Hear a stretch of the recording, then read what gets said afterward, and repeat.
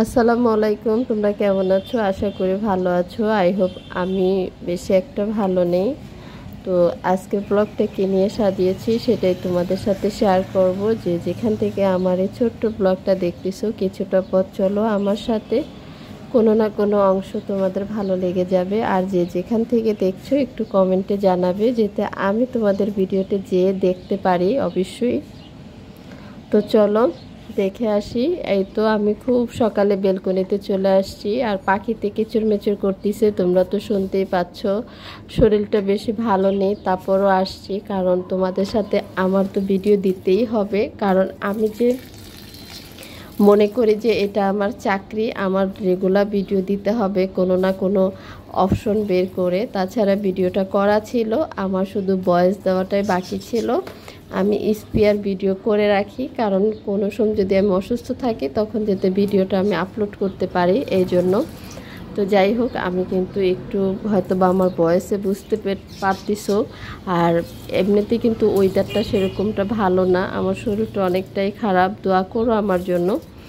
আর এদিক দিয়ে সকালবেলা গাছে পানি দিয়ে নিছি, আর এখানে একটু দুধ বসায় নিছি সকালে নাস্তার জন্য। তো ভাবলাম যে একটু পায়েস বসায় দিই। এই যে আজকে নাস্তা করা হবে পায়েস দিয়ে, যেতে বোনের ছেলে মেয়েরা আছে তো তারাও চলে যাবে। আর ঘরের যে অবস্থা করে ফেলেছে, আর রুটি বানানো যাবে না, কোনো কিছু না। অনেক আপুরা কিন্তু সকালের নাস্তা শুরু করে দিয়েছে, অনেক ভিডিওতে দেখেছি, কিন্তু আমার জন্য সম্ভব হয়নি। ওখানে পায়েস বসাইছি, আর এখানে এই যে গায়ের দুধ অল্প একটু নিয়ে নিছি। আপু জিজ্ঞাসা করেছিল যে গায়ের দুধ আমি যেভাবে সংগ্রহ করে রাখি এভাবে নষ্ট হয়ে যায় কি না। না আপু, নষ্ট হয় না।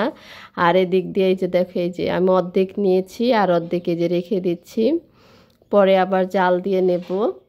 আর এই তো মুরগি নিয়ে আসা হয়েছে 2টা, তো দেখিয়ে দিলাম। একটু পরে কাটতে বসবো, এখন ভাল লাগতেছে না, তার জন্য তোমাদেরকে দেখালাম বাজার থেকে কি আনছে। আর এই যে পাও, কলিজা, তারপরে পাখা, এগুলা রেখে দেব, এগুলো আলাদা করে রান্না করব। প্রায় সময় আমি মাংসের ভিতরে দিয়ে দিতাম, এখন থেকে আর দেব না, এগুলো আলাদা করে ভুনা করব শুধু।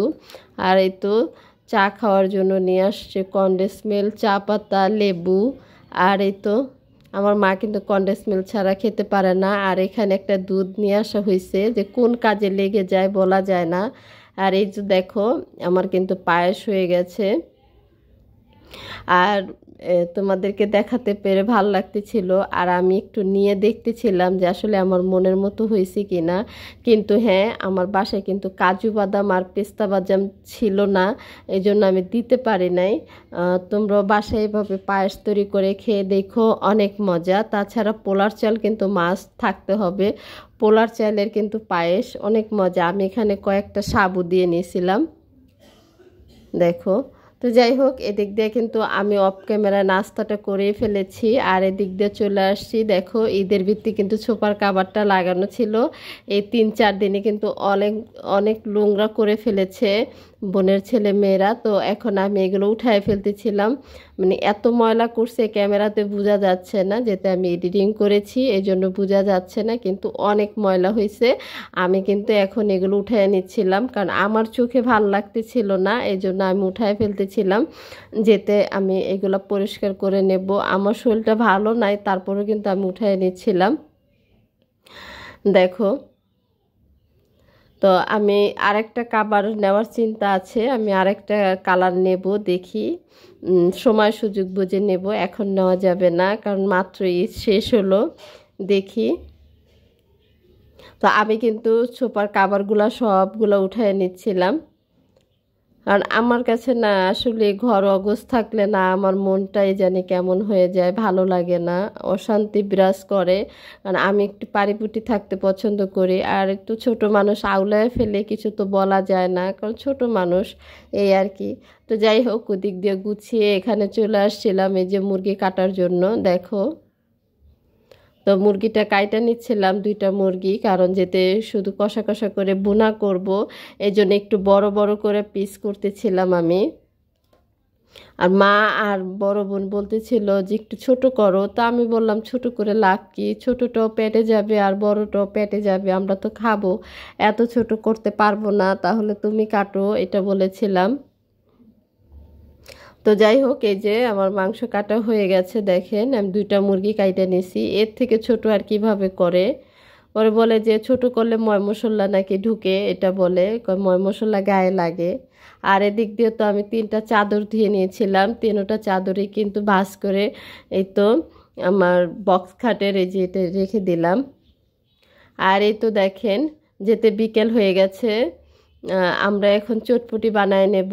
এই যে আমি সিদ্ধ করে নিয়েছিলাম, কারণ আমি না চেষ্টা করি যে ভিডিওর সিরিয়ালটা ঠিক রাখতে, যখন যে ভিডিওটা করি আমি তখন কিন্তু সেই ভিডিওটা ধরে রাখার চেষ্টা করি, কারণ চটপটি তো সকালে খাওয়া যাবে না আর এটা বিকেল ছাড়া হয় না। আমি কিন্তু আপনাদের সাথে দুপুরে যে আমাদের একটা খাওয়া দাওয়া রান্না, সেটা কিন্তু আমি স্কিপ করে গিয়েছি, সেটা কিন্তু আপনাদেরকে দেখাই নাই। আর এই তো এটা নেক্সট ভিডিওতে দেখাবো, আমি করে রেখেছি সেই ভিডিওটা। আর এখানে আলু ডিম সিদ্ধ করে নিয়েছি, এখানে যে চটপটির যা যা লাগে মশলা ওটা রেডি করে নিয়েছিলাম। আর চটপটির যে মটরটা ওইটা কিন্তু ভালো করে নরম করে নিতে হবে। আর এই তো মা এদিক দিয়ে রাতের জন্য ভেন্ডি কাইটা নিচ্ছিলেন, আমি ভাবলাম যে না, যেতে রান্নাঘরে আসছি তো এটা রেডি করে ফেলি। আর এখানে কিন্তু এখনও চটপটির খাওয়া এখনও শুরু হয় না, যেতে বিকাল, আমরা আস্তে আস্তে রেডি করতেছিলাম। মা কিন্তু খুব সুন্দর করে ভেন্ডি একসাথে কাইটা নিচ্ছিলেন, তো আমি ভাবলাম যে না, একসাথেও ভেন্ডি কাটা যায়, আমি আগে জানতাম না, আমি একটা একটা করে ভেন্ডি কাটতাম। আর এই তো আমাদের যেতে বিকেল হয়ে গেছে, আসরের নামাজের পরে আমরা চটপটি নিয়ে সবাই বসে পড়েছি। এই যে আমি রেডি করে দিয়েছি, দেখো তোমরা কিন্তু বাসায় চাইলে এভাবে বানিয়ে খেতে পারো। এখানে ডিম নিয়েছি, আলু নিয়েছি, তারপরে যে পেঁয়াজ কুচি, মরিচ কুচি, ধনিয়া পাতা, তারপরে এই যে পাঁচফোড়ন, তারপরে এই যে পাঁচফোড়ন যেটা বলা হয় এটারে বাইটা পাউডার বানায় নিয়েছি, শুকনো মরিচ নিয়েছি। তো এখানে বেশি করে আমরা মিক্স করে নিয়েছি, যেহেতু ছোট মানুষ ওরা তো বানাতে পারবে না, আমরা একটু রেডি করে দিচ্ছি। আর সবাই কিন্তু অনেকটা করে নিচ্ছে, কারণ সবাই অনেক পছন্দ করে চটপটি। আর আমি কিন্তু শুরুতে দেখিয়ে দিয়েছিলাম যে আমি চটপটি খাচ্ছিলাম। আজকে কিন্তু বাসায় চটপটির মেলা, এই যে দেখেন। আর এই তো যাই হোক, আপনাদের সাথে ভিডিওটা লং করব না বেশি একটা। আর এই তো আমার ইয়াটা বেসিনটার এখানে আমি এই সাইডে কিন্তু একটা ফুলের ঝুড়ি রেখেছিলাম, আপনারা দেখেছেন, এটা আমার মিনি ময়না ছুটায় ফেলেছে। তো ভালো থাকেন, সুস্থ থাকেন, আগামী দিন নতুন কোনো দিনে